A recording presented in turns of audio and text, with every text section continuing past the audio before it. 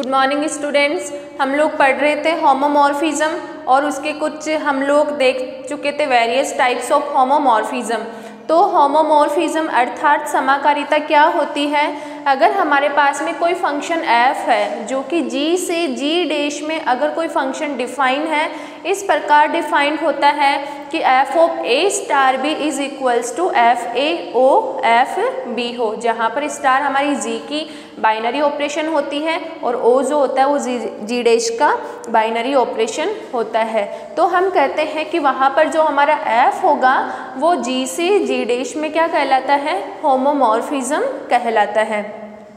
हमने उसके various types पढ़ लिए थे। अगर अपना फंक्शन 1 हुआ, इन दैट कंडीशन वह मोनोमॉर्फिज्म, f ऑन टू हुआ, इन दैट कंडीशन एपीमॉर्फिज्म, और अगर 1 ऑन टू हुआ तो आइसोमॉर्फिज्म, और अगर g is equals to g dash होता है अर्थात दोनों ग्रुप अगर आपस में इक्वल होते हैं तो हमारी होमोमॉर्फिज्म इन दैट कंडीशन कहलाती है एंडोमॉर्फिज्म और आइसोमॉर्फिज्म कहलाती है ऑटोमॉर्फिज्म। आज हम इसके कुछ एग्जाम्पल्स पढ़ते हैं। तो हमारे पास में फर्स्ट एग्जाम्पल है एग्जाम्पल नंबर 1। f जो है वो r प्लस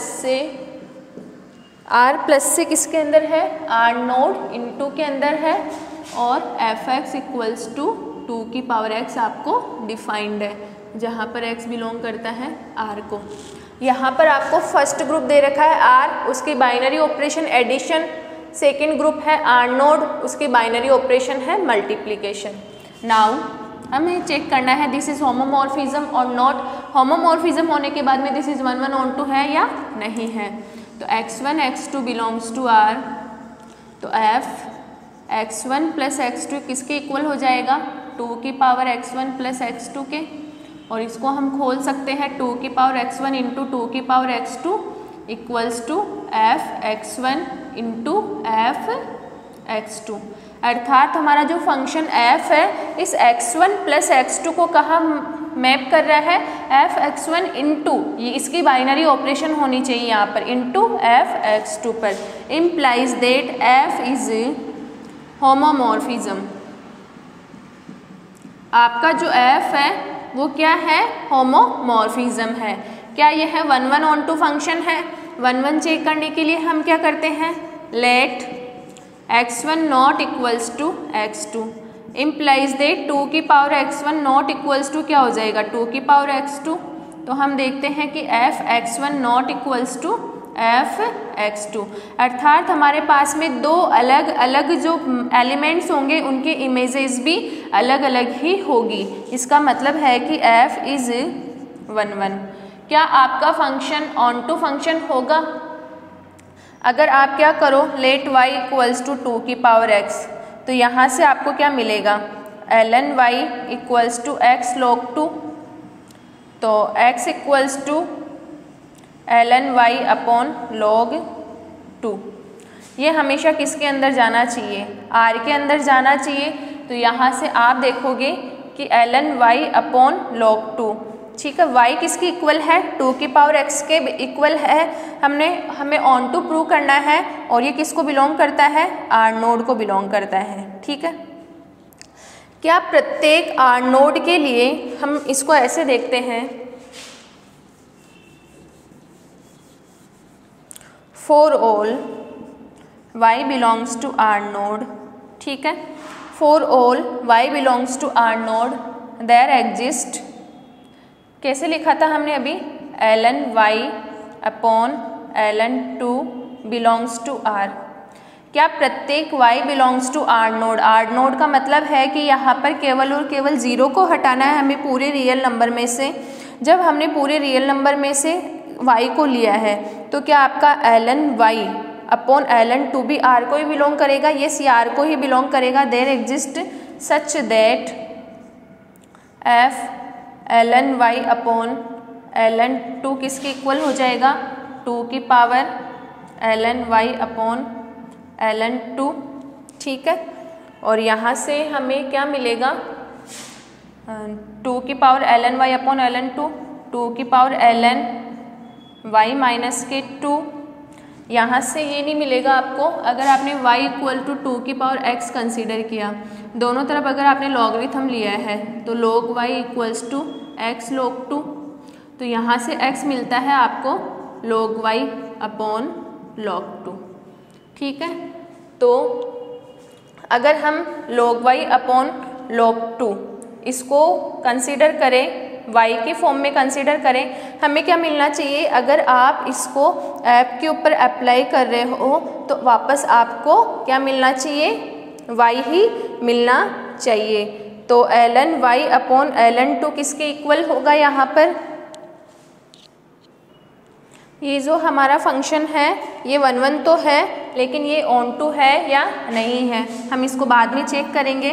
लेकिन ये तो पता चल गया कि हमारा ये जो फंक्शन है ये 1 फंक्शन है और यहाँ पर होमोमॉर्फिज्म है, तो हम इसको क्या बोलेंगे? This is मोनोमॉर्फिज्म also. तो यहाँ पर हमारा जो f फंक्शन है r प्लस से r नोड इंटू के अंदर कौन सा फंक्शन हो गया? मोनोमॉर्फिज्म।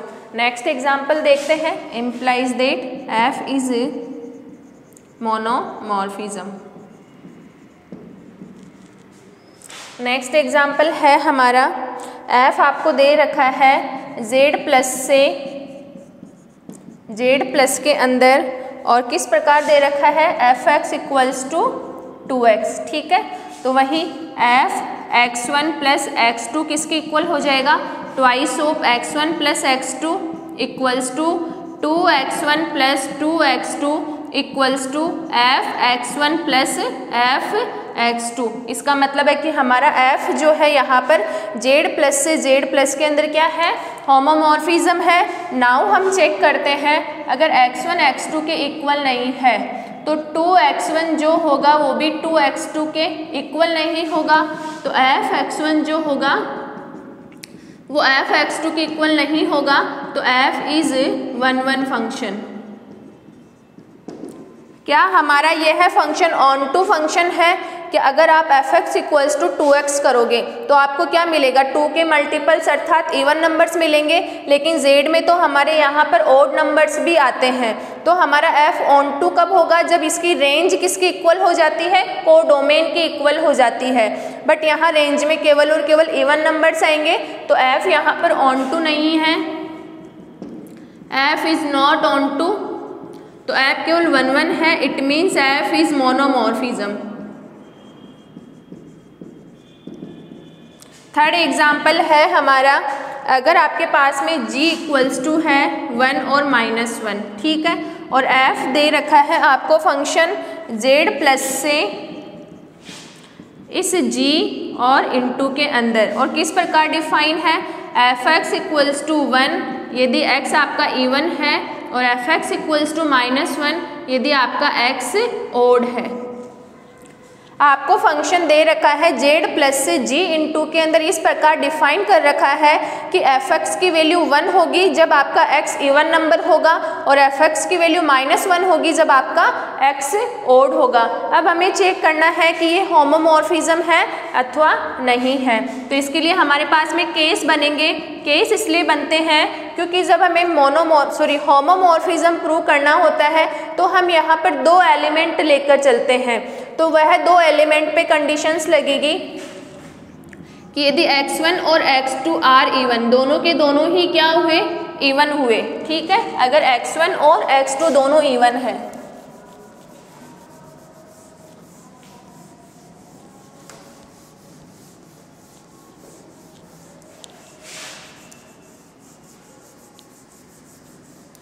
x1 और x2 इवन है, implies that x1 plus x2 भी क्या होगा?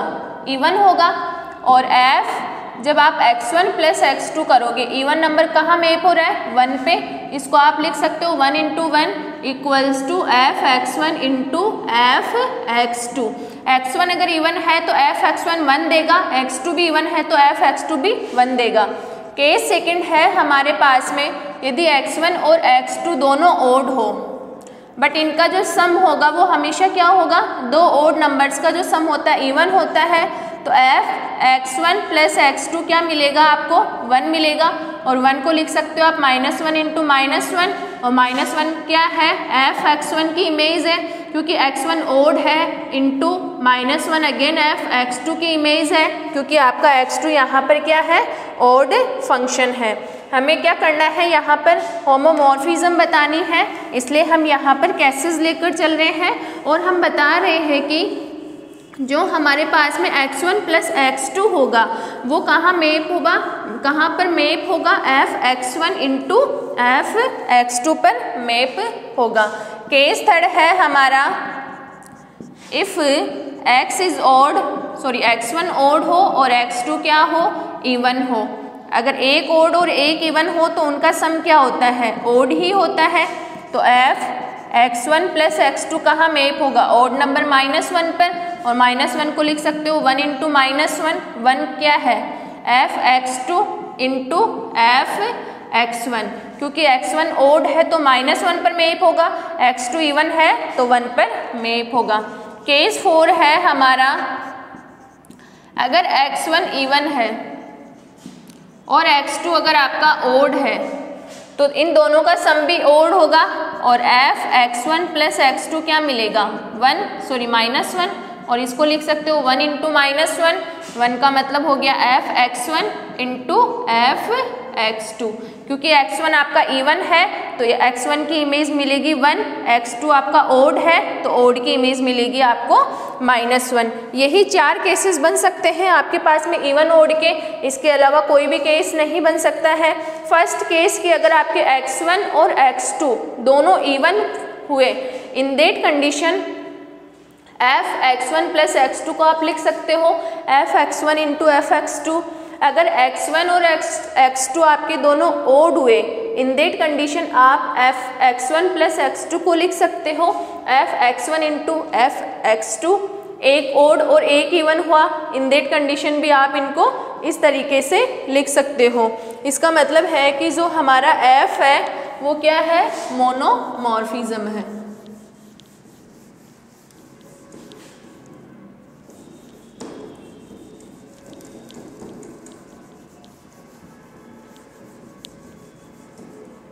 implies that f is homomorphism। ठीक है, क्या ये 1 होगा? यहाँ से आप फंक्शन देख रहे हो, जब इवन नंबर है तो 1 दे रहा है, ये सारे के सारे इवन नंबर पर 1 दे रहा है, तो क्या ये 1 फंक्शन होगा? ये 1 होगा ही नहीं, क्योंकि सारे इवन नंबर्स की इमेज तो क्या आ रही है, 1 ही आ रही है। बल्कि हम क्या कहते हैं कि 1 कब होता है, 2 डिफरेंट एलिमेंट की इमेज भी क्या आनी चाहिए, डिफरेंट ही आनी चाहिए, तब हम बोलते हैं हमारा फंक्शन 1 होता है। आपने 2 और 4 ले लिया, 2 की इमेज भी 1 देगा, 4 की इमेज भी 1 देगा, but this is not 1 function. क्या यह फंक्शन आपका ऑन टू फंक्शन है? इसकी रेंज क्या आ रही है, 1 और -1, जो कि कोडोमेन के इक्वल है, क्योंकि हमारा जो g है वो किसके इक्वल है, 1 और -1 के इक्वल है। इसका मतलब है कि आपका जो f है वो यहाँ पर क्या है, एपीमॉर्फिज्म है।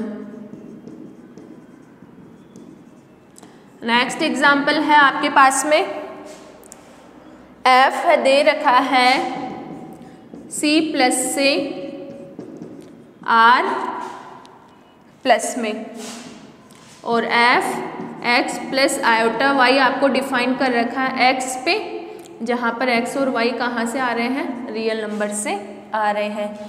इस तरीके से आपको फंक्शन डिफाइन कर रखा है। अब हमें चेक करना है क्या आपका ये फंक्शन होमोमॉर्फिज्म है या फिर मोनोमॉर्फिज्म है या फिर एपीमॉर्फिज्म है, कौन सा फंक्शन है ये। तो आप देख रहे हो, let x1 plus iota y1 x2 plus iota y2, आपने 2 ले लिए, x1 plus iota y1 x2 plus iota y2 किसके इक्वल हो जाएगा, f(x1 plus x2) iota y1 plus y2, ये किसके इक्वल हो जाएगा, x1 plus x2 equals to f(x1 plus iota y1 plus f(x2 plus iota y2)। f(x1 plus iota y1 किसके equal होगा, x1 के, और f(x2 प्लस आयोटा y2 किसके equal होगा, x2 के इक्वल होगा। इसका मतलब है कि यहाँ पर आपका जो f है वो तो होमोमॉर्फिज्म है। क्या यह 1 होगा यहाँ पर? F x plus iota y कहाँ मैप हो रहा है, एक्स पर मैप हो रहा है। 1 प्लस आयोटा किस पे मैप होगा, 1 पर। 1 प्लस आयोटा 2 किस पर मैप होगा, 1 पर। दो डिफरेंट एलिमेंट एक ही इमेज ले रहे हैं, क्या यह 1-1 फंक्शन होगा, this is not 1-1 function. But ये आपका जो फंक्शन होगा, ये फंक्शन क्या होगा, ऑन टू फंक्शन होगा, क्योंकि यहाँ पर आप लोग देख रहे हैं हमारे पास में कोडोमेन के अंदर क्या है, रियल नंबर का सेट है, और x आपके पास में क्या है, रियल नंबर है, अर्थात आपकी जो रेंज है वो कोडोमेन के इक्वल है। तो f यहाँ पर ऑन टू फंक्शन है, तो आपका जो f है यहाँ पर वो एपीमॉर्फिज्म भी होगा।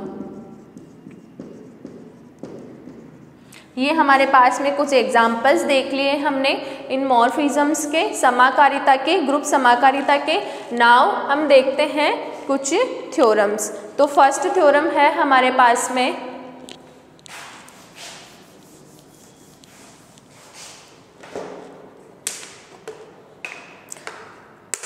अगर हमारे पास में कोई फंक्शन है वो g से g डैश के ऊपर डिफाइंड है, ठीक है, तो हमें पता है कि अगर यहाँ पर दो ग्रुप है तो दोनों ग्रुप के अंदर आइडेंटिटी तो होती है। तो अगर f g से g डैश के अंदर होमोमॉर्फिज्म है तो हमारा जो फंक्शन f है वो g की आइडेंटिटी को कहाँ पर मैप करेगा, ये हमारी फर्स्ट थ्योरम है।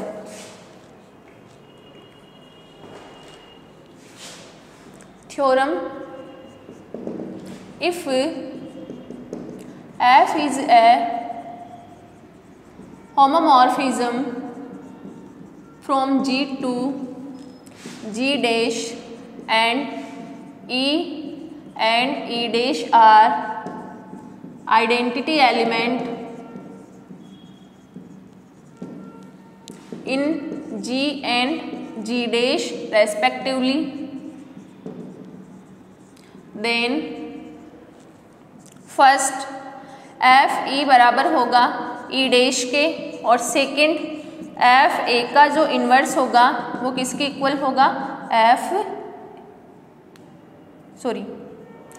ए इन्वर्स जो होगा, अर्थात ए इन्वर्स की जो इमेज होगी हमारे पास में वो एफ ऑफ ए के इन्वर्स के इक्वल होगी, ठीक है, फॉर ऑल जी के प्रत्येक एलिमेंट के लिए।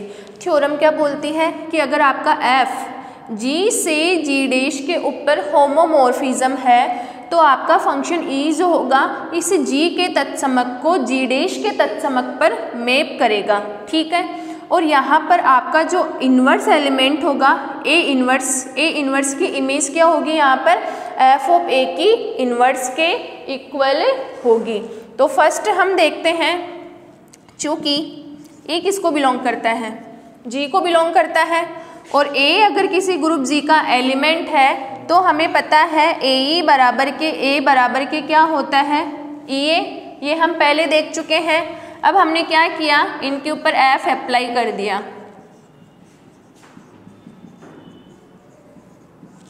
तो यहाँ से f अगर होमोमॉर्फिज्म है तो ये टूट जाएगा F A into F E के अंदर, किसके इक्वल हो गया, एफ ए बराबर के F E into F A.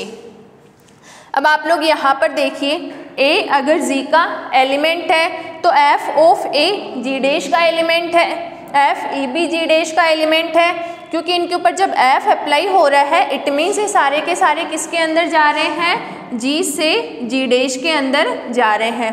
अब ये सारे एलिमेंट g डैश के हैं तो f a को जब आप f e से मल्टीप्लाई करवा रहे हो तो आपको वापस f a ही मिल रहा है, तो इसका मतलब है कि यहाँ पर तो आपकी f e क्या है, राइट आइडेंटिटी है, और यहाँ पर आपकी जो f e है वो लेफ्ट आइडेंटिटी है। Implies that f e is the identity element in G dash, और आपने G डैश में आइडेंटिटी क्या मानी है, E डैश, तो एफ ई किसके इक्वल हो गया, E डैश के इक्वल हो गया यहाँ पर। अब सेकंड हम देखते हैं,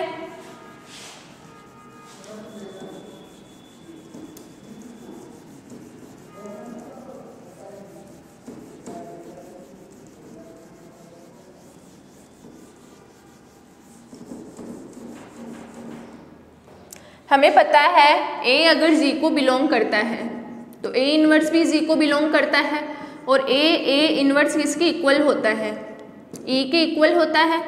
तो बोथ साइड क्या करो, एफ अप्लाई कर दो।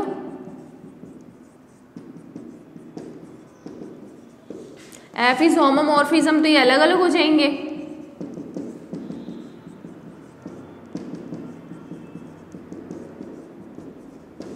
अब आप यहां से देखो, एफ ई हमारे पास में जी डैश में आइडेंटिटी एलिमेंट है, एफ ए और f a inverse g dash के एलिमेंट है।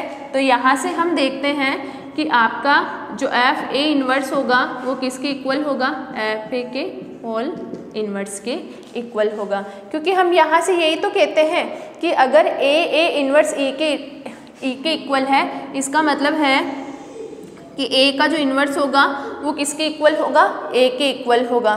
तो आपने यहाँ से एफ ए उठाया, एफ ए का जो इन्वर्स होगा ये एलिमेंट उठाया, ठीक है। इस एफ ए ये उठाया, इसका जो इन्वर्स होगा, इस एक का जो इन्वर्स होगा वो दूसरे के इक्वल होता है, ठीक है। ये एलिमेंट उठाया, इसका जो इन्वर्स है वो दूसरे एलिमेंट के इक्वल होता है। यहाँ से अगर ए इन्वर्स बराबर के ई है, इट मीन्स हम कहते हैं कि यहाँ पर जो ए का जो इन्वर्स होगा, यहाँ पर अगर आप ऐसे भी कंसीडर करो इसको ए इन्वर्स, यहाँ पर तो ए इन्वर्स रहने दो, बट अगर हम ए बी बराबर के भी ई करते हैं तो हम क्या बोलते हैं कि ए इन्वर्स बराबर के बी, अर्थात पहले का इन्वर्स क्या होता है, दूसरा एलिमेंट होता है। तो यहाँ पर हमारे पास में एफ ए और एफ ए इन्वर्स है, तो इसको फर्स्ट कंसीडर कर लो, फर्स्ट और सेकंड। तो इसका जो इन्वर्स होगा, इसको कंसीडर कर लो, इसको फर्स्ट कंसीडर किया, इसको सेकंड। तो इसका जो इन्वर्स होगा, एफ ए का इन्वर्स किसके इक्वल होता है, सेकंड वाले के इक्वल होता है। तो यहाँ से हम देख रहे हैं कि अगर आपके पास में कोई फंक्शन एफ है जो कि जी से जी डैश में अगर होमोमॉर्फिज्म होता है तो वह आइडेंटिटी को, तो वह ई को तो मैप करता है ई डैश पर, अर्थात एफ अगर होमोमॉर्फिज्म है तो जी की आइडेंटिटी को कहाँ मैप करेगा, जी डैश की आइडेंटिटी पर मैप करेगा। और यहाँ पर जो ए इन्वर्स होता है, इस ए इन्वर्स को कहाँ मैप करता है, एफ ए के इन्वर्स पर, ठीक है। ए का जो इन्वर्स होता है, ए इन्वर्स को कहाँ मैप करता है, एफ ए के इन्वर्स पर मैप करता है। ये आज की हमारी हो गई थ्योरम, नेक्स्ट थ्योरम हम कल से पढ़ेंगे। Okay, thank you so much.